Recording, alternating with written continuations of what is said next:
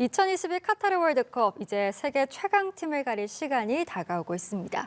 이런 가운데 프랑스 축구대표팀에 감기가 돌면서 비상이 걸렸다는 얘기들이 나오고 있는데요. 관련 이야기들 오늘 박찬아 축구 해설위원 모시고 이야기 나눠보도록 하겠습니다. 어서 오시죠. 네, 안녕하세요. 예.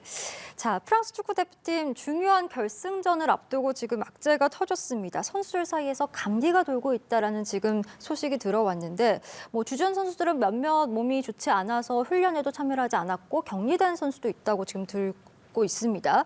코로나19, 메르스일 수도 있다. 이런 이야기들도 나오는데 지금 좀 상황이 어떤 건가요?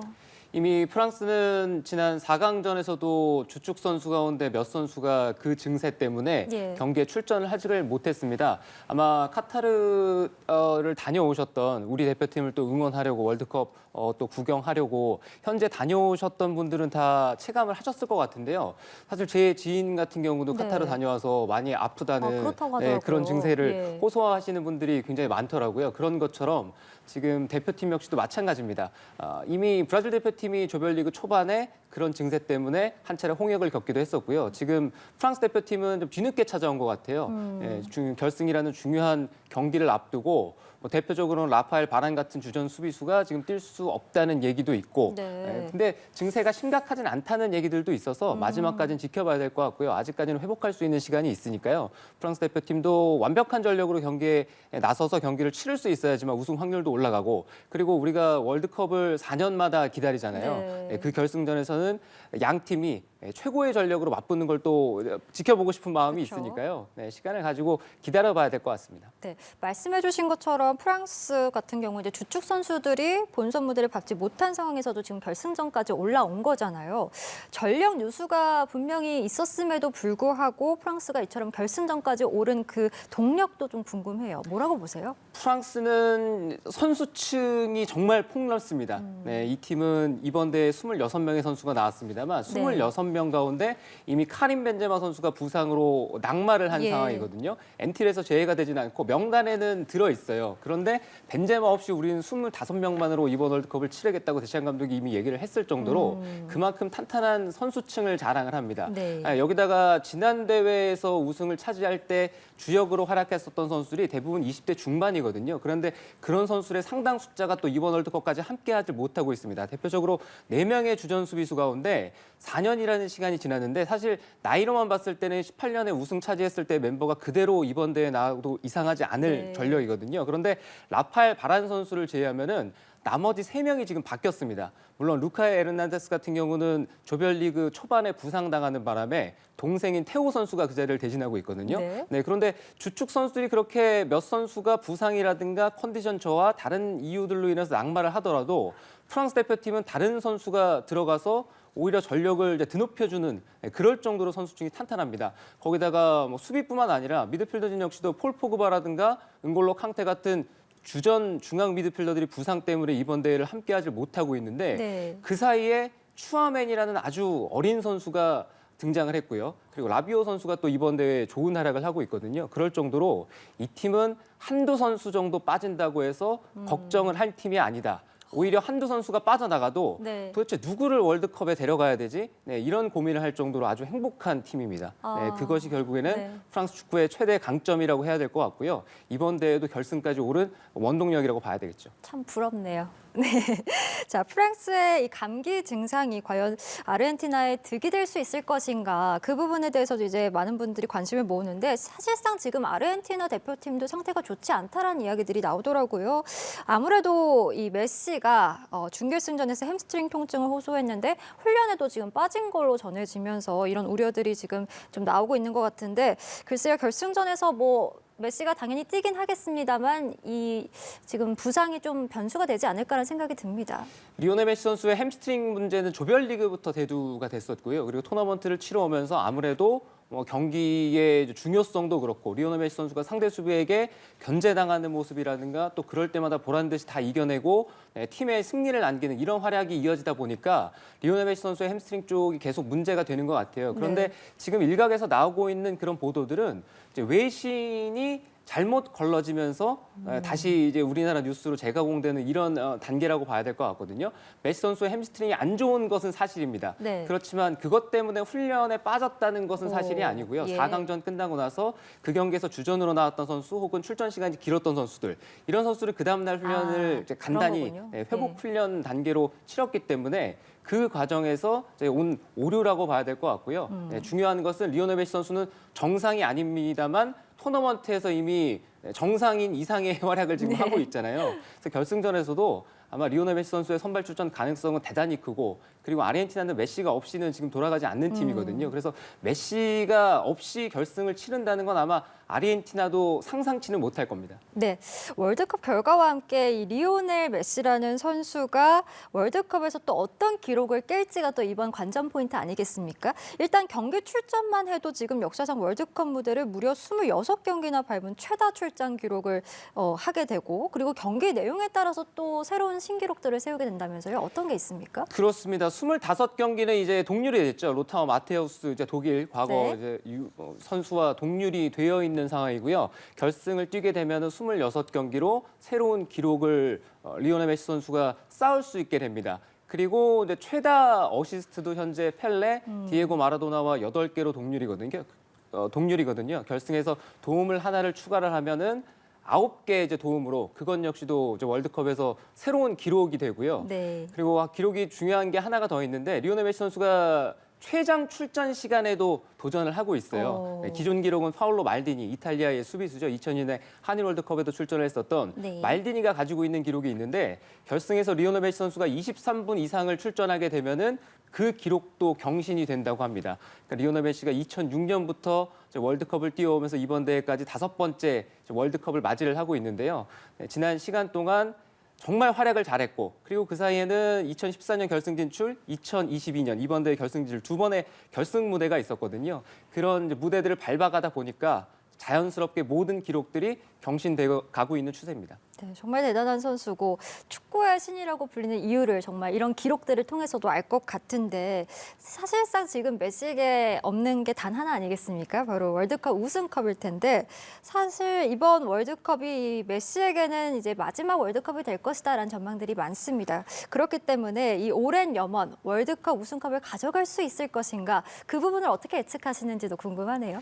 아무래도 뭐 저희뿐만 아니라 온 세계가 관심을 가지고 있습니다. 네. 리오넬 메시의 대관식이 이번 월드컵에서 이뤄질 수 있느냐. 이미 리오넬 메시 선수는 다가올 경기가 나의 아르헨티나 대표팀으로서의 마지막 경기다라고 공언을 한 상황이거든요. 그래서 이 결승전을 치르고 나서 결과가 어찌 됐건 리오넬 메시는 대표팀 은퇴를 이미 천명을 한 상황입니다.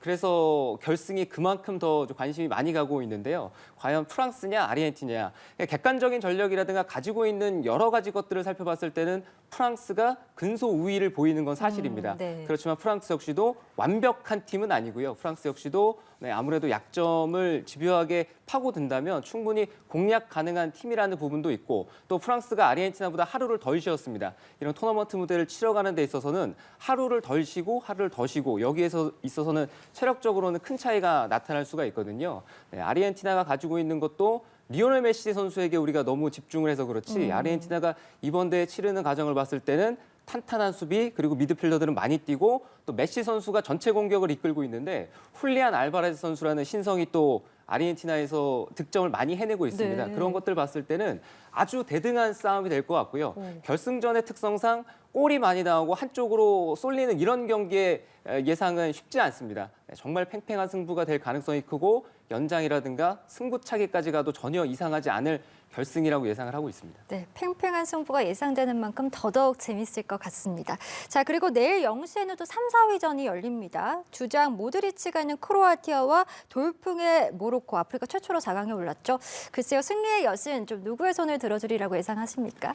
3, 4위전은 최근의 추이를 살펴봤을 때는 선취골을 터뜨린 팀이 대부분 이겨왔습니다. 1986년 이후로 1990년 이탈리아 월드컵 대회부터는 3, 4위전에서 선취골을 터뜨린 팀들이 다 3위를 차지했거든요.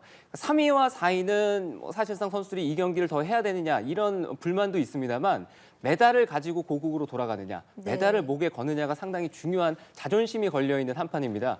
모로코도 그렇고 크로아티아도 그렇고 토너먼트를 치르면서 많이 지치고 부상자들이 다수 발생을 하고 있습니다. 그래서 두 팀 모두 다 완벽한 전력으로 이 3, 4위전을 치르기는 어려운 상황이거든요. 네. 과연 주축 선수를 대신해서 새롭게 등장할 얼굴들이 오늘 경기에 있을 텐데요. 이 경기에서 주인공이 되면서 신데렐라가 될 수 있는 기회가 있으니까 이 선수들이 어떻게 활약을 하느냐에 따라서 두 팀의 운명이 엇갈리긴 엇갈릴 텐데요. 아무래도 객관적인 전력에서는 모로코보다는 크로아티아가 비교 우위에 있는 거 아니냐 이런 평가들이 우세하긴 합니다. 알겠습니다. 자, 이번 월드컵을 두고 조별리그가 이렇게 재밌었던 적이 있었냐 이런 이야기들이 많이 나옵니다. 특히 우리나라 같은 경우 이제 마지막까지 뭐 경우의 수 따져서 16강 진출했던 것처럼 우리나라도 참 재밌는 경기를 치렀었는데 그렇기 때문에 인판티노 피파 회장이 다음 월드컵도 이 방식대로 치르겠다라고 일단 선언을 한 상황이고 또 48개로 출전팀이 늘어나잖아요. 다음부터는. 그럼 이게 어떻게 좀 구성이 되는 겁니까? 32개국으로 치러지는 월드컵은 얘기해 주신 것처럼 이번 대회가 마지막이고요. 네. 다음 이제 북중미 월드컵부터는 48개국으로 참가국 수가 늘어납니다. 네. 그래서 당초 피파가 48개국으로 참가국 수를 늘릴 때는 16개 조로 3개국씩 해서 이제 조를 나누겠다. 그렇게 해서 상위 1, 2팀이 올라가는 32강 토너먼트로 제도를 개편하겠다라고 얘기를 했었는데요. 네. 일각에서는 그렇게 개편을 하면 마지막 경기에서 담합을 하는 거 아니냐 그런 우려가 제기가 됐었거든요. 네, 그런 이유도 있고 그리고 인판티노 회장이 얘기를 했던 것처럼 이번 대회를 지켜보니까 조별리그가 그대로 방식을 유지해도 상당히 흥미를 줄 수 있고 그리고 여러 대륙이 또 이번 대회에서는 토너먼트 진출에 영광을 가져갔잖아요. 그런 것처럼 다음 대회에서도 이 제도를 유지하겠다. 그러니까 4개국씩 해서 조를 그대로 두고 이제 32강 토너먼트를 유지하겠다. 이런 얘기를 하고 있어서 4년 동안 아마 지켜봐야 될 것 같고 4년이라는 시간이 이 논의에 필요한 시간은 아닙니다만 네. 조만간 아마 좋은 방향으로 결정이 될 거라는 생각입니다. 네, 4년 뒤가 참 기대가 되는데 이제 우리 대표팀도 다음 대회를 당연히 준비를 해야겠죠. 그래서 12년 만에 16강을 달성했던 벤투 감독의 뒤를 이을 사령탑이 이제 내년 2월까지 선임이 될 예정인데 벤투 감독이 어쨌든 성과를 냈기 때문에 차기 감독도 좀 외국인 지도자 쪽으로 이야기가 나오고 있다라는 이야기들이 있습니다.